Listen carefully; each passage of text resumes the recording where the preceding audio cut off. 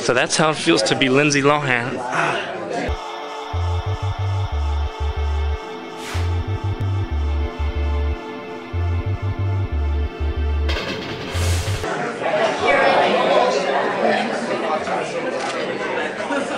We got paparazzi, regular people, and the Culkin Brothers. Oh, can I get you guys right now? Sure. Guys, share it, guys, share it with us over here, turn this way. Right up top, please, to the left. Right up top to the left, please.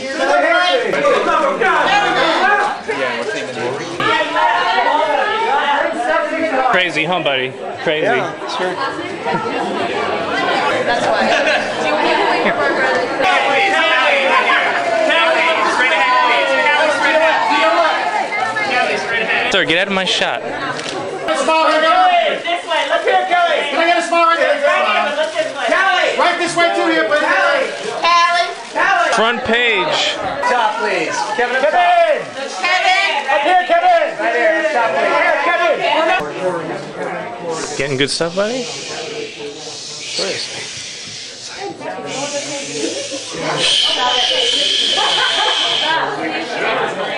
What's it about? Oh, the director. Tom, second row right here.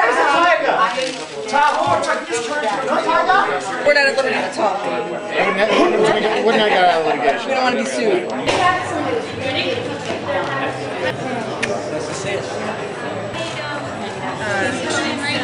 Where's Tom? Inside already? Steve, right here. Everybody back in the middle. And then the door closes. Craziness. Alright guys, get your last shots. We're moving on. This way.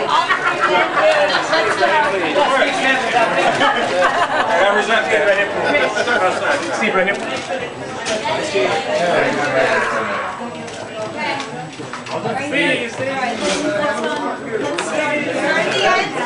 Slowly move down this way. Well, can you show us? Like this. Right here. Right here. Steve. Everyone nice and close together. Steve, right back here, please. Get everybody look. We're just doing the group. Steve, right out here. Steve, right here. And right here. Everybody look this direction. Straight out the side on this Yeah, take it left, please. You're gonna work it over here, guys. Callie, up on top. Right up top, please. Wow. Excuse me, sir. Everybody. I want to thank you all for coming to Cinema Circle. For those of you who this is your first time, this is a program for Gen Art associate producer and higher level members. I'm really excited tonight because we have some talent that you may have seen the director's previous work. I know I did. I saw his film Living in Oblivion when I was at NYU Film School, which I'm not sure if it kept me in the business or was trying to deter me from the business. You know, Tom DiCillo is an auteur. He makes films that he wants to make, and I'm really excited to have his film here tonight. This movie took 6 years to make. I never thought it would. I thought it would go quickly. I wrote it for Steve Buscemi, a great friend and a great actor. You know, I put my soul into this movie. And one of the greatest gifts that any filmmaker can ever have is if that soul reaches out and somehow affects you. And if it does, I'll feel blessed. What else? Well, were there any personal paparazzi experiences that you've had that you drew on for the movie? Well, I mean, I have killed one before, but it's probably better if I don't talk about that one. But you know, I usually don't get followed. Because you kill one and then they stop following. But I really don't have it that bad. It's only when I come to these things and like I could barely see you now because of the blinding lights that were in my eyes. I'm sure you're a very pleasant-looking person. Thank you. Yes, you are. I can see you now. So, everyone like the movie? Yeah? Okay, great. I'd like to do right now is give this to Steve. Steve, What am I going to do with this? put that in the trunk of your car, Oh, okay? all right, the movie. That'll help you, you know, get into some of these private gigs. It'll help me get upstairs. How did you come into each other's worlds? How did you first meet Tom? They were holding auditions for the movie, and I was submitted, and they thankfully accepted my submission. Really? They thankfully accepted my submission, and I auditioned. I went in and tried to do my best, and got called back, and tried to triple my best, and got the role. We go way back, and he still made me audition. I did not. Okay. But he did badger me and threaten me, threaten my family if I wouldn't do the movie. So What kind of threats were they exactly? I'd rather not talk about it. I understand. No, Tom showed me, you know, one of the earliest drafts of the script, and I actually had a problem with the character of Les. I couldn't find my way into it. There was something about him that I didn't like. There was an incident that happened in an earlier draft that I didn't like, and so I kept saying no. You know, Tom and I would have these long discussions, and I just kept saying no. And Tom, to his credit, he never gives up. He really wanted me to do the film. And he worked with me, and we talked about the character. And I think Tom is one of the greatest collaborators that you can work with, because he really cared what I thought about the character, and wanted my input, and then brought Michael into it. And we met in my neighborhood at the diner. Oh yeah, we met at Dizzy's on 9th Street, and after that, I said, "Yeah, look, I think this can really work." So, so I'm grateful that he didn't give up on me and move on to another actor. And Tom Cruise wanted to do it. that's what got me. All right, I'll do it. And Tom, did you write the part specifically with Steve in mind? I did. Okay. I wish that I had videotaped myself walking around my apartment, you know, acting out every single scene as if I was Steve. In some ways, and this is a tribute to you, Steve. I feel that there's a part of me that knows you a little better than you know yourself. I mean that, and in a good way. And I said, I know what excites you as an actor. And I said, I'm going to write scenes that this guy cannot wait to do. You know. Stay away from my wife.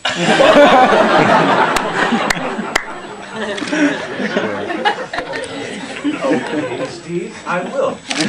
You stay away from my wife. I don't know if I can do that. When did we meet? We met at a coffee shop, Mike, about 4 years ago. What was that like? It was good, man. You borrowed money from me. Did I? Yeah, you did. You never paid me back. But that's How okay. much? How much? It was $10. Well, you owe me money too. We met, and I sensed immediately that you were the guy for this part. I did. I said, you know, this part necessitated somebody that you could believe crawling out of a dumpster in the beginning of the film, believing that, and believing him on the red carpet at the end. Mm-hmm. And I completely give that to Michael Pitt for making that believable.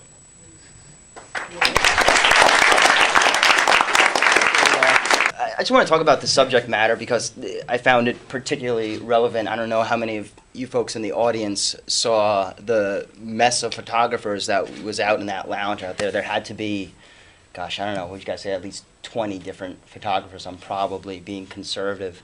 And I wanted to know, Tom, why did you choose to approach this? I mean, you have a great angle for approaching it, but was there an incident that hit you to a point where you were like, okay, I got to talk about this? And I actually, you know, there's a guy that was here tonight that I have thrown off the set of every one of my movies. He's a paparazzi, and The last time I threw him off the set, I almost got into a fist fight with him. And the fact that he instantly looked at me and said, "Go ahead, man, touch me, touch me. I will fucking sue you." Steve says. Are you his girlfriend?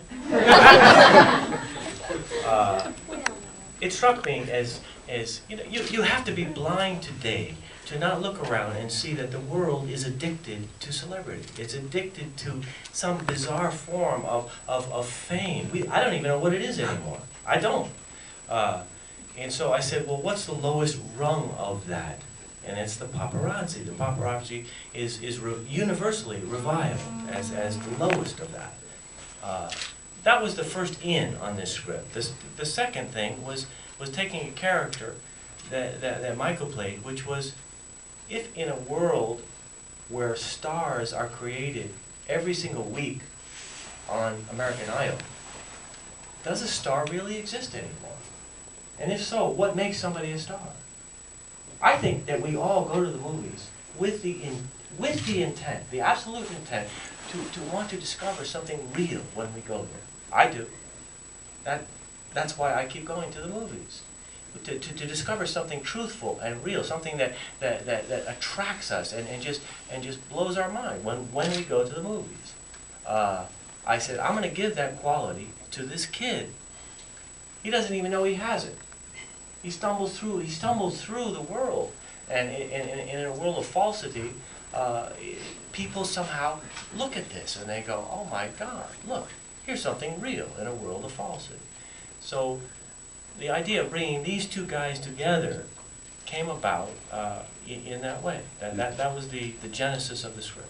You also had a movie that you directed, Interview, which was also at Sundance this year. And that kind of takes a different angle at America's obsession with celebrity and getting to know the real story of who celebrities are. And first of all, which film did you do first?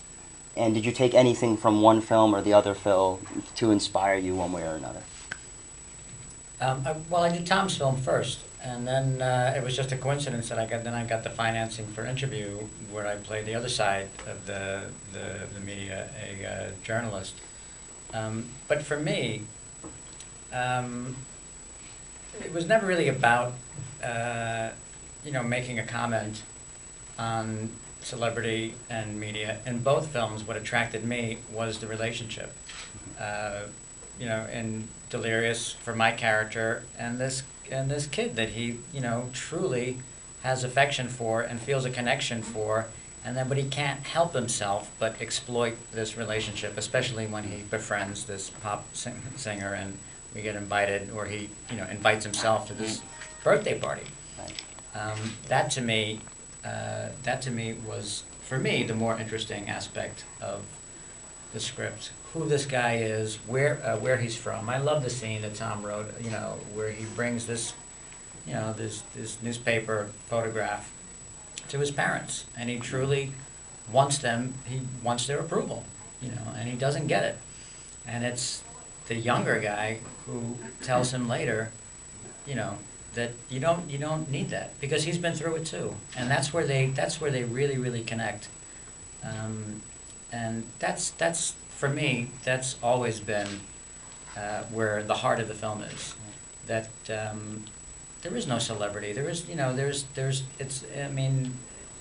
people. We're all really the same. Your character has so much heart, so much more heart than I've seen in a lot of characters, in a lot of movies. Just such a good guy. Aside from what you took from the script, was there anyone you were thinking about, or any inspiration that kind of brought you to this level of just, you were completely rooting for this guy the whole time? And how did you kind of generate that? Well, I mean, it was written that way. Well, give it up to Tom then. No. Let me tell you something. Michael brought something that no other actor could have brought to this. You know that when we started financing this film, the first thing people said to us was all right, we'll let you cast Steve. We'll let you cast Steve. But for the other guy, man, you got to get Frodo. Frodo, okay. You don't want to cast Frodo? You better get Legolas. He's got to be in this movie. I said, no way, man. I'm casting Michael Pitt in this film. It was Michael's idea to crawl out of the dumpster in the beginning. He did that. He brought something to this part that no other actor that I know of could have done. And this is a very, very tricky thing. How many times have we seen actors try to play homeless? The moment you look at it, you go fuck yourself. It's so stupid, right? How many times have we seen actors try to pretend like they're stars, you know, in really bad TV movies? I don't believe a second of it. So we will take a couple more from the audience, and we're going to all have cocktail hour. The audience is speechless. That one right over there. Speechless. Why? Why are you speechless? Because the movie was very good. Well, thank you. You should feel yourself blessed. I do feel blessed. Thank you. Thank you very much. Thank you. And one question right over there. So, did you write in the Elvis Costello bit and then he agreed to do it, or did you write in the bit because he agreed to do it? Well, that's a very good question. The part was originally written for a celebrity that would blow Les Gallantine's mind. And I had a call from Elvis Costello, and it was amazing. I met him in a restaurant. He sketched out this scene. For some reason, why I don't know, he wanted to do something in which he said, let's do Tennessee Williams, but not so gay. I do know him now, but I met him a few years ago, but he really is, for me. I used to, this is embarrassing to admit, but I used to, you know, sing his songs in front of the mirror. You know, and I would pretend that I was him. So he really is for me, even though I did become friends with him. He really is for me, like, you know, he is a musical genius.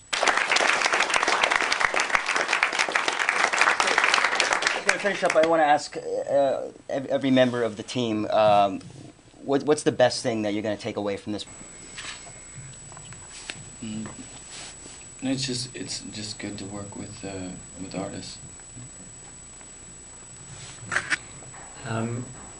Well, it was a fun movie to do, and I loved working with Michael, and I loved working with Tom. You know, so I got to meet somebody new that I got to work with, and that I hope I work with again, and I got to continue the work with an old friend who I think is.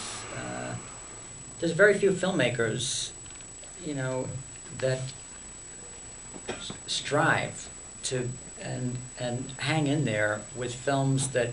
You know, Tom writes and directs his own movies. He's been offered other movies by other people, but he really wants to make his own way and really believes in his work, and I think he's got a lot to say, and I find that inspiring. Just feel really honored to have been in this movie and worked with these people, especially having seen it tonight, because I had not seen it before. But I do have one really quick little story that is actually my favorite story about having worked on the film. That party scene where I sort of am standing with Elvis Costello in the beginning, which was blowing my mind. I was you.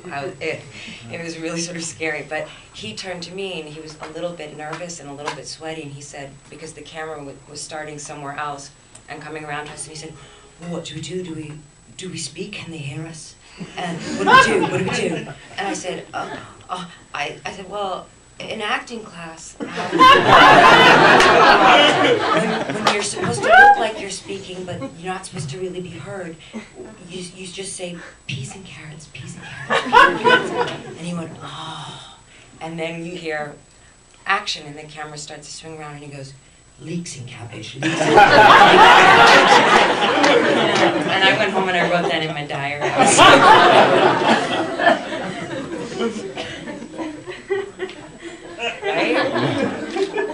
I would just say, you know, it was such a pleasure to work with Tom DiCillo. I'm going to be totally straight with you right now, okay?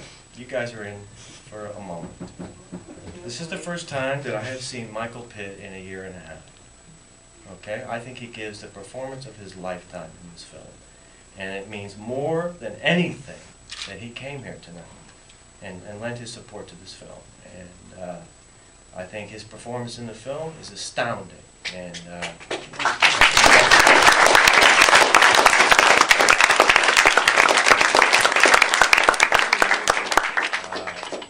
and what I would say to you is, if you like this film, help us, help us. You know, the independent film business right now is in a fucked up state. You know, what we're dependent upon is right now reviews from critics. Reviews and box office. If reviews and box office don't help us, we're dead. We're dead in the water. You can help us. If you like this movie, tell your friends. I don't mean to sound like I'm begging you, because I'm not. If you really like it, tell your friends. If you don't worry about it. But you know, we worked very hard on this film. I think that it's about something. I think that it has resonance for real people today. That's why I spent 6 years making this film. We could use your help. So thank you very much.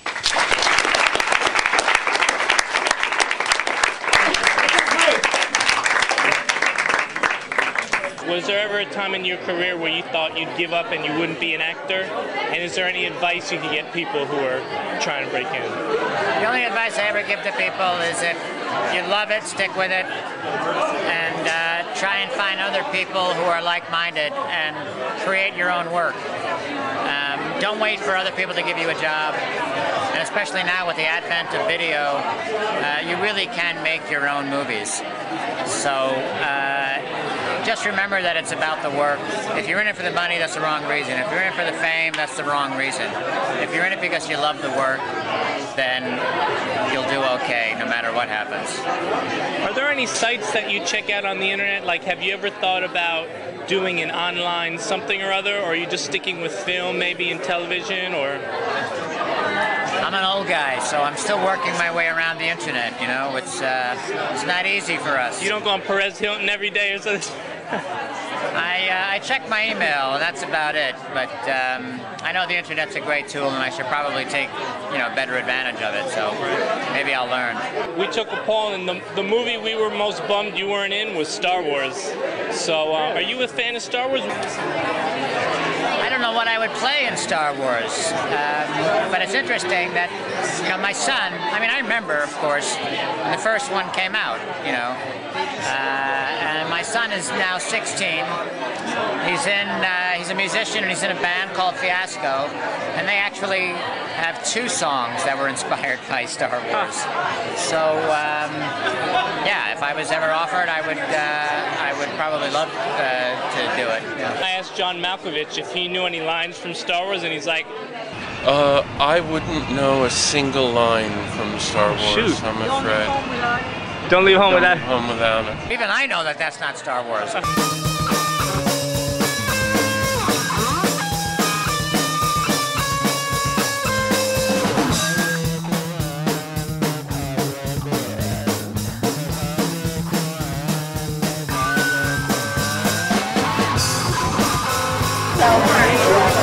Ladies. Yeah. So what did you think of the movie? I liked it. I thought it was great. I really enjoyed it. Smart, funny. Michael Pitt is a dream. Yeah. He's cute, yeah. What do you think, miss? Oh, it was fabulous. I'm starstruck. Best Q&A I've been to. I was very impressed with the extent of the cast members that showed up. It's always interesting to find out the backstory on how the film comes together. Hey, buddy, so what do you think? Excellent movie. How did it feel to be in the room with all the actors? That was pretty cool. You know, I like Michael Pitt. I think he's a really good actor. Buscemi, famous, good actor. Yeah, both those guys really cool. I'm thinking of spouting a line from Armageddon. Remember when he says, he's like, are we going to get hazard pay out of this? That's my favorite line. Yeah, I love that movie. Yeah, I don't think I can say it. You want me to say the line? Drink up a little more. Yeah. Wow, I'm just wondering, Gen Art is really about, like, and this movie's an independent film, or is there any advice you could give to people? Well, it's such a tough thing because my first years in New York were really difficult. I was doing free theater, I was ushering, I was trying any which way to sort of get my fingers in the pie, but I was just really diligent. I mean, it's sort of, if you really believe in yourself, you've got to be really diligent. And And in terms of like independent filmmaking, I've been lucky enough. Most of the films I've done have all been independent films. And the first one I ever did was this movie called Ed's Next Move, and it was in 1994. We shot it, and the director, no one would give him any money, and he took out 11 credit cards, and he made it for $80,000 on 11 different credit cards, and it was like the little movie that could, because there were no stars in it, and it ended up going to Sundance and getting bought at Sundance, and this was all... Congrats. What? Congratulations, yeah. I know, right? And and then it came out in 1996, and that was really like my first big lesson. That particular director, John Walsh, he believed in himself, and he believed in the script. He believed in the two lead actors who were not stars at all, and he banked his whole life on it. And I think that people saw that in the work, and also in him as a person, that as he was shopping the movie around. And that I think is what sticks in my mind the most about is just sort of being the little engine that could. And even people like a buddy of mine is doing an independent film, but he's like, if this fails, forget it, I'm out of it. But you really got to persist and persevere. Yeah, well, just like Tom said, 6 years he spent on this film, and Lord knows how long he spent on Living in Oblivion, and the first movie that he did, which was a much lower budget. It may have been shot in the same time, but I think that, so let's say you do make an independent film and it doesn't get bought, it doesn't go anywhere. It certainly doesn't mean that you don't have even greater ideas in your head, and that you can, learn from whatever failed then and do it again. I mean, do it better the next time and make better friends and better actors that can, be in the film. It's the craziest kind of business to give advice about, because it's such a crapshoot, But I honestly feel like the people that are most successful are the people that have dug their heels in and don't move, and they do it. They just don't give up. Like me, I dug my heels in. People told me that I was never going to do anything but possibly stage, but that I was too ethnic to do TV and film. Cut to, I'm a regular on a show that's been going for 4 years. I'm lucky enough to be in a film like tonight, and it has nothing to do with my ethnicity at all. I can play in every woman, and had I listened to people in the early 90s, I'd be back in Boston flipping burgers or something. Forget that. Now you're here drinking in New York City after a movie premiere. Congrats. Thank you Pleasure. very much. So, what do y'all think of the movie? I enjoyed the most was the part that was a really good parody of what this element of the fame scene is. I had a brief, experience with the paparazzi scene, and I ran away from it because it was. I could see how it all works. And you were just becoming a photographer, maybe, or? Yeah, it's just I was photography at some parties, and it ended up being sort of like that, and was sort of unaware, and I didn't know who talent was or whatever, and just these people were very serious about it, and it was like another species, and that's kind of how Buscemi acts, and he plays that quite well. But, might I ask, what are you up to now? Because you're not doing photography. No, I work on international investment and development projects. Oh, cool. Oh, a little different. Fame is like this king, this drug that you can't say almost no one can say no to. Well, I actually can't help but comment on the sort of ironic framing of the movie with the event. I mean, it started late because there was this whole press event and all these photographers, and then we stuck around to listen to the actors and hear what they had to say. So, at some level it feels like we're maybe at a lesser degree doing the exact same thing that's being parodied in the movie, which I thought was very well done, but there is a certain, sort of audience participation, if you will, in the whole experience.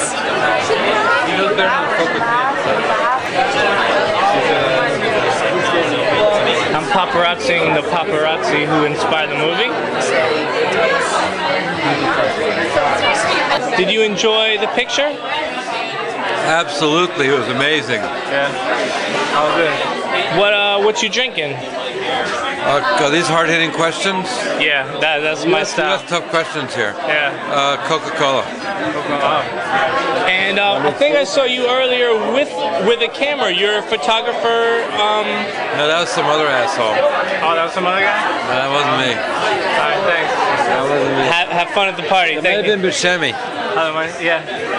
Hey, Claire! Oh my God! Sorry, my friend Claire. So long. Hey, good to see you. How are you doing? Last time we were hanging out with Christian Slater. Because we're so VIP. Yeah. Is there ever a point in your career, I know this picture took a while to make, that you thought you'd give up and you wouldn't be making pictures anymore? No, it never reached that point. But, you know, my last film that I made was called Double Whammy. And I'm really proud of that movie. You know, it's got a lot of great stuff in it. It was sold to Lionsgate. They agreed to a release date and ultimately just completely backed out of their agreement to release the film. And I'm sorry if I come off as a little outraged by that, but it pissed me off, you know. To have made a film that took 4 years to make, and to have these people just say we're not going to release it, that's a very, very destructive thing to a filmmaker. To have a film that's not released, man, it sets you back even past first-time filmmakers. First-time filmmakers have a better chance of making a movie than a director who's had a film that wasn't released. So, you know, what was the reason for that? Just the guy had a bad day, or the head of the studio? It was complicated. It was like it was a regime change in the studio. The person that had bought the film left the company. The person that financed the film moved on. So there were no champions of the film. And you know, so there was a film just sitting there with nobody who had any emotional attachment to the film. And so people were saying to me, I don't think you're ever going to make another movie. And when I heard that, I went, yeah, I'll tell you something. Don't ever say that to me. I don't give a fuck what you say. I'm the one who determines whether I'm going to make another movie. And all it did was it just made me work harder. I said, if this is hard, fine, it's going to be hard. But I'm going to keep going until I make this movie. I mean, at the end of the day, I have like a friend of mine who's getting into film, and he's like, I'm going to do special delivery. You're welcome. If you're cooling it down, there might be a fragment of ice in it. Cool. I love Jeff. A buddy of mine is doing independent film, and he's like, you know, if this one film doesn't hit and I get famous and money and the girls, forget it. But that's the wrong attitude. You got to be in it for the long haul. That's the stupidest thing you can imagine. It's like, if you're thinking that way, man, you know what? You might as well be making, you know, Disney movies. I'm serious. It's not about that, and that's a disturbing trend that the filmmaker himself or herself becomes a celebrity, becomes somebody that, you know, is like some icon in the pop culture. That's the most absurd thing I've ever heard of. You know, I make movies because I really passionately believe in the stories that I want to tell, and it's not. I mean, you know what the greatest luxury for any filmmaker is? To be able to make another movie. I actually saw a clip of you on YouTube with Steve. I think it was at the Press Juckin Hotel on 50-something or other in Park. Right. I really enjoyed that video. I was trying to figure out, you know, how that came about. The idea was that, you know, our ad budget is so small, our promotional budget is so small, that I tried to come up with some kind of idea utilizing the web to help promote the film. And it seemed to me, why not take what I'm really feeling and make something sort of humorous about it, which is that there's no money to promote the film. Steve is doing Delirious interview. Can I get Gita Gershon to do a sex tape to help us? You know, it actually was very cathartic for me to do all that stuff. My name is DavidJr.com.